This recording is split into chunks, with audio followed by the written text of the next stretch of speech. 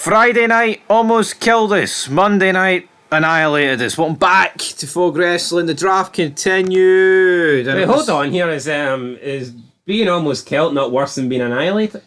No, because we almost get killed. Annihilated means you got killed, but you got annihilated. In the process? Aye. Fair enough. It was bad. It was really, really bad, but we're here.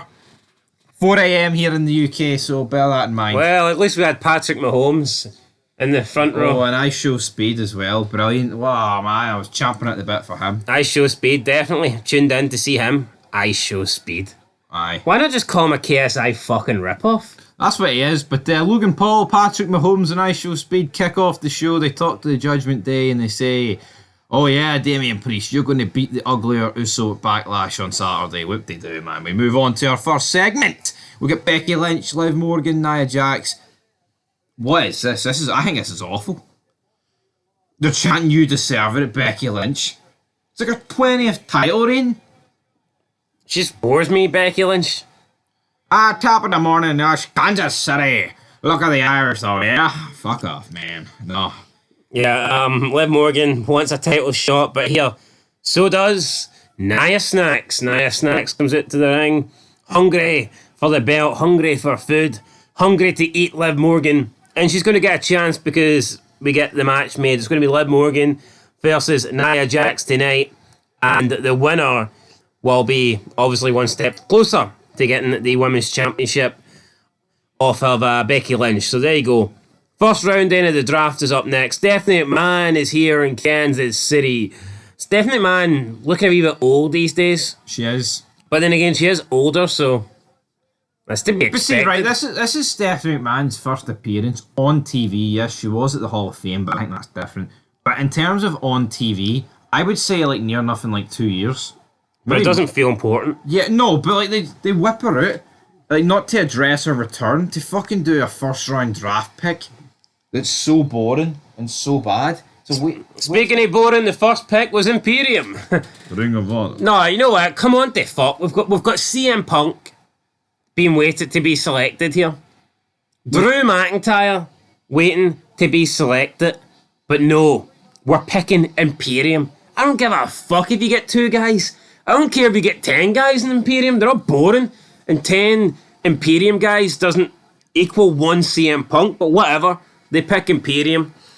That's alright though. SmackDown will be delighted because the fact that Raw didn't pick CM Punk means that SmackDown can pick the best in the world. No, they pick a rookie in Jade Cargill. Oh, a storm is coming. Raw then decides we're going to pick CM Punk. No, actually, we're going to pick Damage Control. Try and control the damage here. These picks have been shite so far. SmackDown then say they're going to pick CM Punk, but then they pick Kevin Owens. Fat boy Kevin Owens. Don't insult our intelligence, right? Why would these people not pick CM Punk? He's the biggest draw, right? And then CM Punk in his promo even references like, Drew, they picked me before you. Aye, Punk. They also picked Damage Control. Io Sky, Asuka and Kairi Sane can't string one word of fucking English I know, together. Punk says I get picked because I'm better on the mic and I'm better on commentary than you. Fucking Damage Control can't even speak English, so why are they getting picked ahead of Punk? Makes no sense. Makes no sense at all. It just loses all credibility when jobbers are getting picked. Why not just tell us, look, these picks are at random or something, or they're automated, or there's no like real process. Don't try and pretend that there's people sitting backstage actually coming up with a game plan, thinking, "Oh, who should we pick first?" Hold on here. See if you have the Dudleys and JBL or whatever. See if they're legitimately advising the SmackDown and Raw general managers to pick Jade Cargill and Damage Control over CM Punk, then they should be fired. They should never work in the wrestling business again. I'll go one step. That's a hangable offence. I mean, well, what are you doing? No, but come on, picking Damage Control over CM Punk. That would be like picking the Mean Street Posse over fucking Stone Cold. It just wouldn't be done. Wouldn't happen. They're from the mean streets of Greenwich, though. No, hold on. Put a bit of respect on the mean street. They're better than Imperium. I said Damage Control. Well, they're better than both of them. No, people see the marks today. They would laugh. They had a great wee tune. No, they would laugh at you for saying that they're better than Imperium. Yo, Patterson and Briscoe are better than Imperium. You know, if we take away Pat Patterson's Pat Patterson's ring is sacred. Not that ring, buddy. Not that ring. Oh, right, anyway. Talking of the ring, Gunther's there with Ludwig Kaiser. He's taking on Xavier Woods. He's got him in the ankle lock. He's slapping the black. Pretty sure it was a single Boston leg crab or something. Yeah, it was, but Kofi Kingston goes to throw in the white towel. Yeah, so he gets the white towel, he's going to throw it in. Xavier Woods like, no, don't throw it, I can do it, I can make it. So Kofi Kingston doesn't throw the towel in, Gunther switches it up into an STF, and Xavier Woods taps out 10 seconds later.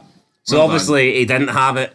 What was the point? May as well just let Kofi throw in the towel. Is this going to lead to anything? Is this going to lead to Xavier thinking that Kofi doesn't believe in him? Probably not. Who cares? I don't believe in him. Well, there you go. Then we've got Kathy Kelly doing a backstage interview with Jey Uso. He talks about not feeling any pressure despite being a high draft pick. I mean, why would he feel pressure? It's obvious these draft picks are just done at fucking random. How bad was the Uso match at Mania, by the way? Yeah, it was shite. I mean, I know one of them came out and said they felt like they let everybody down. They kind of did. Yeah, no, they did. And there was talks about, the match was cut short. They had 17 minutes. Right, I don't want to fucking hear it. See if they maybe done, I don't know, 50 less super kicks. That would have probably freed them up 10 more minutes. Yep. Like, see these people that are trying to pretend that, well, it was impossible for them to have a good match because they only had 17 minutes. No shit. If you can't have a good match in 17 minutes, then you can't have a good match period. The thing was, though, right? The expectation for a good match wasn't even there. It was more like the spectacle of it being brother versus brother, and they flopped big time. Like twin versus twin. So, anyway, let's move on. It had nothing on the previous two brother versus brother matches. It wasn't yeet, it was sheet. It was shit, but I mean, you look at Hart, Jeff versus Matt, and Owen versus Brett. Both of those matches shit on this. Absolutely. Anyway, R-Truth has struck a deal with Chad Gable behind Miz's back. The Awesome Truth will put their World Tag Team titles on the line against the Alpha Academy tonight. Truth says they can get drafted to the NFL and play for the Kansas City Chiefs. Fucking wishes. Truth gets excited, and that's it, really. I mean, I like Truth, but it's a bit... I mean, I've had enough of it. Logan Paul comes out, bigs up Kansas, talks about the quarterback, Patrick Mahomes. Who cares? Patrick Mahomes is there with his 3 rings. I mean, what big wow, you know, he's a great football player, but it doesn't mean that Raw was a great show. It doesn't mean this was a great segment. And probably the longest hour of his life, because he had to sit there for an hour before they got to him. I'm pretty sure he probably pissed off after that. He did. He was backstage to Triple H. Damn. No, but remember back in the day when you had sports stars actually wanting to be there and they sat in the front row for the entire thing and they enjoyed it? Yeah, Mahomes was trying to hide here. Mahomes has probably been... He was ducking and diving looking for a Hail Mary to get fucking out of the arena. Yeah, look, Mahomes isn't here to watch wrestling. He's here because he's probably just been offered a part in it. Yeah, and it's like a publicity stunt. Yeah, it's not because, I want to watch 3 hours of Monday Night Raw, does he fuck? No. So, it is what it is. So I Show Speed and Logan Paul do the pecs. You know what? I Show Speed, I will give him credit. He was actually showing enthusiasm when he was announcing the pecs, which is more than what I can say about the people on SmackDown or even tonight on the draft. I will give him credit. He was. I think the way he was announcing the names. Yo, he's a goofball, but he does have charisma. I can't take that away from him. But even the way he was announcing the nicknames, I haven't seen anyone do this. He called CM Punk the voice of the voiceless, and he called Braun Strowman the monster among monsters, or the monster of all monsters. I'm pretty sure his name was the monster of all men, but We've changed. Or the men among monsters, or something like that. But whatever. Like, my point is, I Show Speed was attempting to, whether he was told to do this or whether he just done it off his own accord, but he was attempting to put a bit of individuality into the selection of the picks. He was trying to put over the picks. He was trying to, give us a little bit of extra with the announcement, whether it be their nickname or whether it just be, a little bit of excitement in his voice. Charisma in his voice. You just didn't get with everyone else. It was like they were fucking everyone else. It was like they were being held hostage and they were being forced to, like they had a gun point at their head and they were being forced to read like a ransom note or something. Aye, that's what at least I Show Speed was showing enthusiasm here with the picks and trying to put the picks over by calling them, the next pick, the voiceless CM. Things like that, little things like that, I think can help.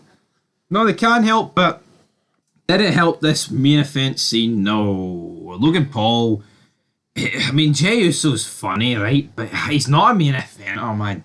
He's out there with Logan Paul, and then you've got like Damage Control coming out, and it's just like, what we doing? Well, can we actually wrap up round 2 picks just before we move on? Raw got Punk and Braun Strowman. SmackDown got Tiffany Stratton and the Pride. Now, the Pride was supposed to be a big pick here, and we're supposed to pretend that Raw's upset that they never got the Pride, but who cares, really? I mean, Raw got CM Punk and Braun Strowman here. I think they won. It's just more of Michael Cole trying to say, oh, it's a unique draft this year, Pat. Everyone's up for grabs. No, it's awful, Cole. This isn't a normal draft. You gotta hold on to your top stars. I mean, fuck off. Why didn't they just make it less draft picks and you can only pick from SmackDown or NXT if you're Raw, and if you're SmackDown, you can only pick from Raw or NXT? Why not? No, but even that's stupid, right? Because you would just... You would automatically just pick like the 5 best, but then would they? Because well, they ain't doing it here, are they? No, they're not. That's why it should be... That's why they should... Random? Yeah, they should pretend it's random and automate it. They should. Automatic. Aye, automatic, automate it, whatever, man. Doesn't matter. I do not get it, because that's what it feels like. At least when it was... See when the Pride are coming out before, like, CM Punk? I mean, what? At least when it was random generated, it was like, you could accept it. See if the pick was shit, or if the pick was great, or if SmackDown got shafted and Raw did fantastic, you could be like, well, look at the draw. Look at the Irish there, fella. That's what JR felt. Well. You know what I mean? His arse went, though. But, see when we have this, it's like, this would be... See the way they do these drafts? This would be the equivalent, right, of, like, Mike Adamle being drafted in the first round, but JR being drafted in round 6. You're thinking, hold on here. What's happening? No, what's going on? Why is the best commentator of all time being drafted in round 6 and arguably the worst of all time being drafted in the first round? But here, who are we to question WWE? Right, here we go, right. Braun Strowman saves Jey Uso. There was a spot where Logan Paul takes the Super Bowl rings, punches JD Madonna by accident. Out comes Braun Strowman, saves the day. He then goes to batter Patrick Mahomes, but Patrick Mahomes like, no. And then he's like, it's all right, Jey Uso. Don't you worry, big man. It's all right. Aye. As if Braun Strowman was really going to lay his hands on Patrick Mahomes and, come under a big, massive lawsuit. I think not. Second match of the night. Whoa! Booker T was backstage with Drew McIntyre, and Drew McIntyre heard him talk about CM Punk, and he's like, tell me you didn't just say that. I like that. That was all right. Tell me you didn't just say that.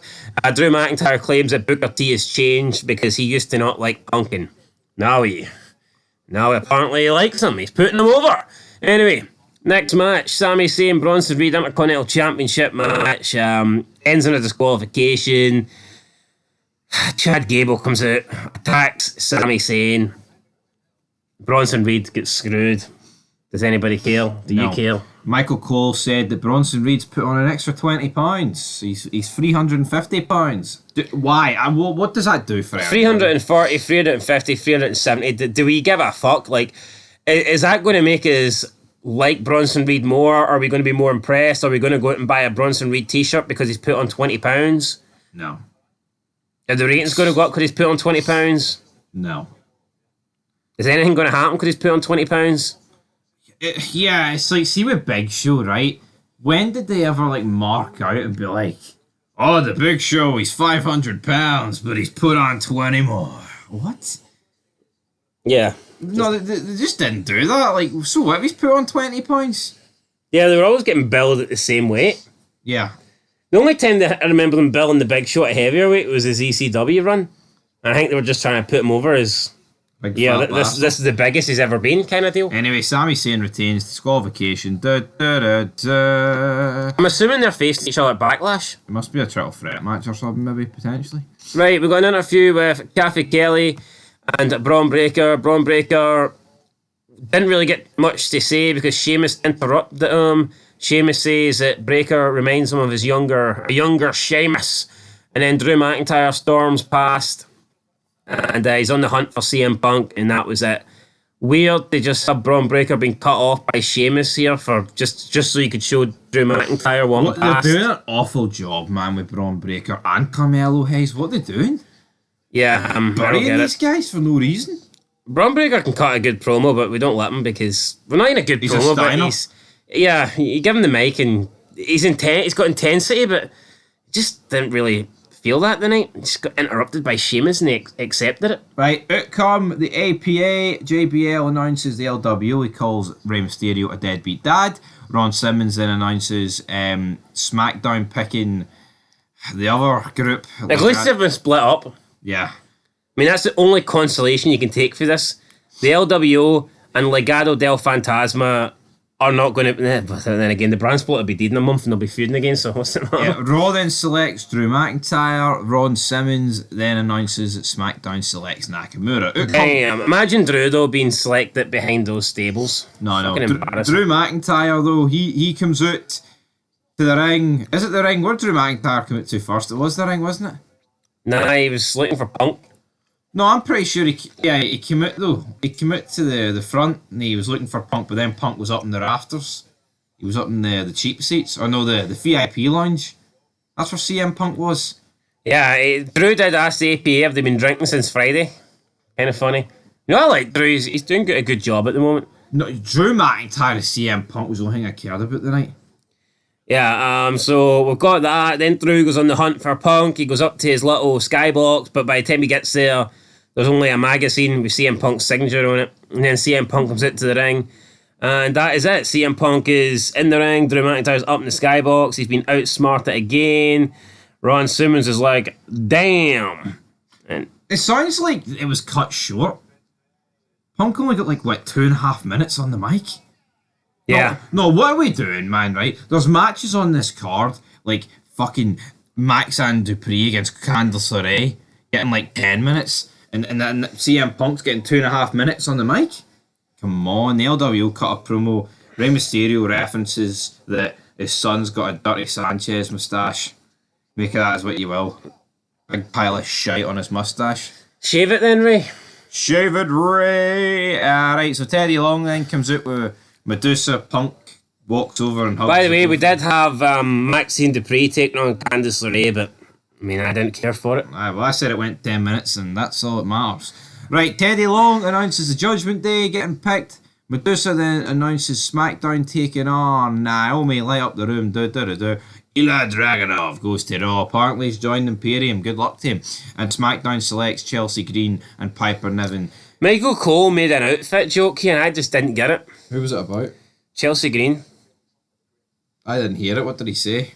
He said, hopefully she wears that outfit on SmackDown, or doesn't wear that outfit on SmackDown. Was that a bad outfit? I don't know. Didn't see it. Michael Cole. I think Michael Cole's very hit and miss these days. I mean, I think because wrestling's that shite, he's been elevated because he was in great eras, but he's hung around, so people automatically think he's great. I don't think he is. Liv Morgan against Nia Jax. Liv Morgan wins. There was a bit. Tiffany Stratton was sitting down at ringside. why is Tiffany Stratton at ringside when she's on SmackDown? Yep. You tell me. And also, didn't Nia Jax get drafted to SmackDown?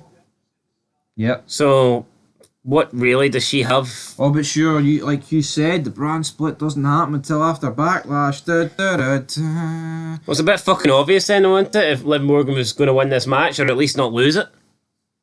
Hardly going to have Liv Morgan lose if she's going to be remaining on Raw and she's the one going after Becky Lynch's belt. True, right, 5th round. Why is Nia Jax caring about Becky Lynch's belt when she's going to be on SmackDown? True. I don't get it. I mean, I'm actually sick of talking about the fucking draft. Yeah, the Dudley boys come out and they place a table in front of the podium. I mean, this just seems cringe to me, playing to their old gimmick. Oh, look at this, we've got a table. It's just nostalgia shit at the end of the day, you know. Yeah, these guys were great. All the legends that they bring back were great at one point or another, but you just can't come out and cut the same shit that you cut 20 years ago and expect us to think that's great. No. Do something different, move on. Bubba's asking Devon to get the tables. The table's already there. You've already brought out a table and set up for no fucking reason. But whatever. The picks, First pick for Raw, New Day. First pick for SmackDown, Pretty Deadly. Raw then takes Lyra Valkyria. And then in the final pick of the 5th round, SmackDown selects Candice LeRae and Indy Hartwell. Which got no pop. Crickets, absolute fucking crickets, and you can't really blame them. Awesome Truth defeated Alpha Academy in a very short match, so not really upset there. Dominic is pissed that the Judgment Day fell to the 4th round. Damian Priest is pissed that they continue to stick their nose in his business. He wants to handle his business alone at Backlash. We have JD with a big massive bruise. So Priest tells them all to stick to the plan. I have no confidence in Priest getting the job done on his own. So yeah, but he will win. Just not on his own, bro.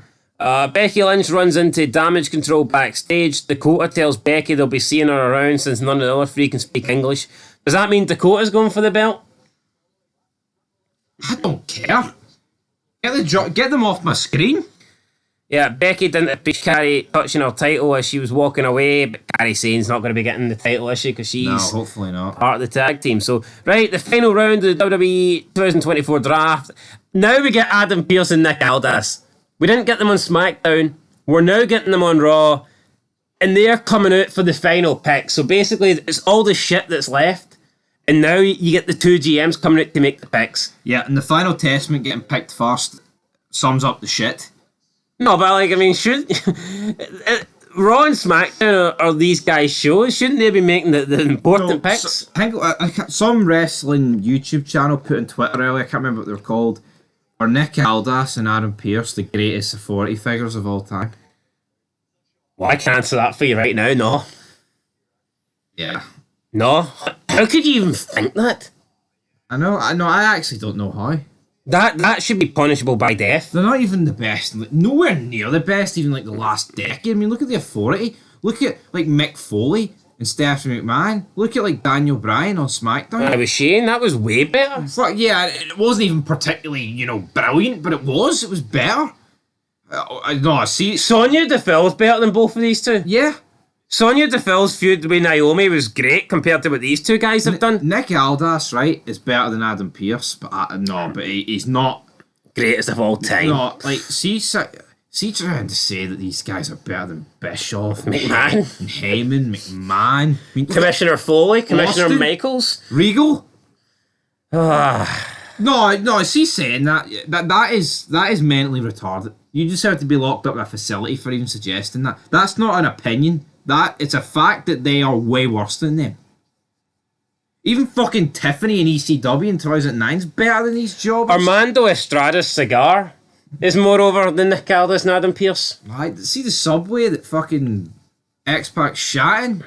More over than these two. Scrap Daddy. Scrap Footlongy. Scrap him in the heap. Right, anyway, let's go. Next pick, SmackDown selects DIY. Raw then selects Bronson Reed. And I'm going to go and watch a movie after this. This is pissing me the fuck off talking about wrestling. Nick Aldis in the final pick picks Blair Davenport for SmackDown. Why are they all crying? Why are they all hugging each other in NXT? Like, they feel it mental. It's just breaking kayfabe. It's push. Oh, I get the job out in the main roster. Yeah, let's be real. The people in NXT that aren't getting picked, they should be pissed. Yeah. Not clapping for everyone fucking else. You've got Brian Pillman Jr. I know it's not his name. He's sitting there, man. He's the one leading the chants. Like, this guy's like one of the bigger heels in NXT. Fucking second generation superstar. See Benoit though, right? He'd be fucking turning his grave saying shit like this, like Guerrero. Not old school guys. How can Shawn Michaels and Triple H, wonky eye and wonky nose, be fucking marking out over this? The Dudleys as well.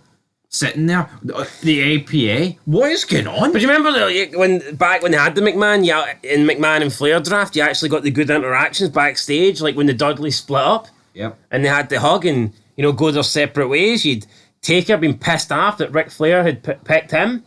You'd all these like shocking reactions to the picks. Like, what do you get now? Nada. Nothing. Hee-haw. He wrapped in haw. Right, 6th match, Judgment Day versus Jey Uso, Ricochet, and Andrade.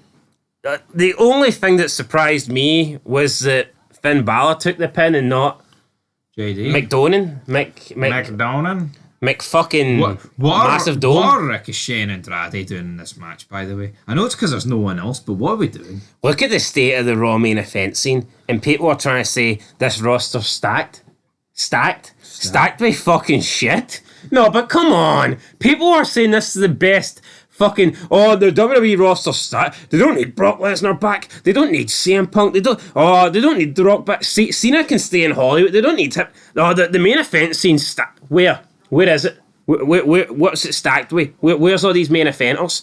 Imagine trying to pretend. Look at this 6-man tag match that is essentially the title feud. Look at who's in it. Nobody, in my opinion, here's a main eventer. You've got a guy that's pish running about with a belt. It's Drew McIntyre, called him Bondage Taker, and you've got Jey Uso, who's a upper mid carder at best. Yeah, no, it is. That's what it is. It's awful. No, has there ever been a worse period for Monday Night Raw? No, well, actually, probably 5 years ago, when you had the same 4-on-4 match every week. But I know that's COVID. I'm not even going to count that. That was before COVID. I'm giving this a 0 out of 10. I gave SmackDown a 0. This was every bit as bad. At least you had Joe and Seth Rollins. Yeah. For me, I will say those two are better than this. CM Punk... Raw had a better world title scene when they didn't have a world title. Yeah. See when it was Theory, Lashley and Seth Rollins competing for the US belt? That was better than this shit. I liked McIntyre and Punk tonight, but they weren't given enough time. And then Punk talking about the picks and just burying himself in the process. Yeah, what Punk said would have worked better if he was picked first. Yeah. Not in the next round after all this junk. Punk was, 5th overall? Aye. So, come on. But there was, factions picked before him, so if you actually go by the numbers, he was 9th. Yeah. Which ain't great, No, really not. 0 out of 10 for me. But look at the likes of LA Knight picked. He was picked 9th over. He was the first pick of the 3rd round on SmackDown. Randy Orton, 2nd pick of the 2nd round. It's just garbage, man. All these guys should have been picked first.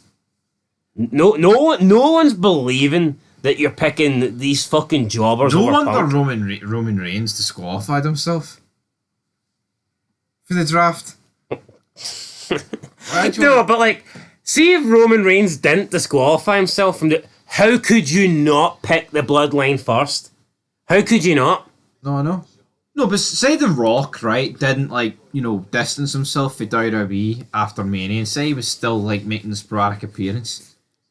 Imagine they didn't pick the bloodline first, with Reigns and The Rock.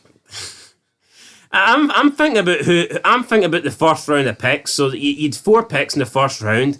It should have been the bloodline, CM Punk, maybe Drew McIntyre and a Seth Rollins or a Randy Orton. Aye. That should have been what you were getting. But for some reason, only Seth was picked in the first round. I don't quite understand That's it. poor, right? Anyway, Raw was shite tonight. Was it better than SmackDown? No, because it was an extra hour, man. Yeah, I mean... It was double the picks. It was shit. Drew McIntyre should be the champ in my eyes. I don't know why see if the roster was stacked and you want it to say, oh, you know what? We think it's better to have Drew feud with Punk and that can free up... I'd be like, fair enough, that frees up the world title, but Jey Uso and Damian Priest don't deserve to be anywhere near a world title. What are they going to do with Clash at the Castle? It's in Glasgow. McIntyre obviously will be a home favourite. Is he going to have the belt going What's the date? June. I don't think Punk will be back by June, so I think that McIntyre should win it at Clash of the Castle. Punk beats him at SummerSlam or something. I don't.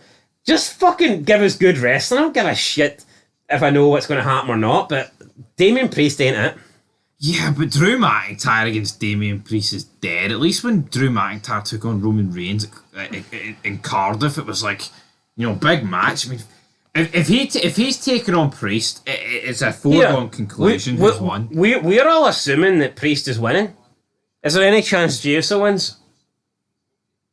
Now, go by the fact that Triple H he's got a big hard on the size of his nose for long title reigns. But is there any chance that they might just realise, you know what?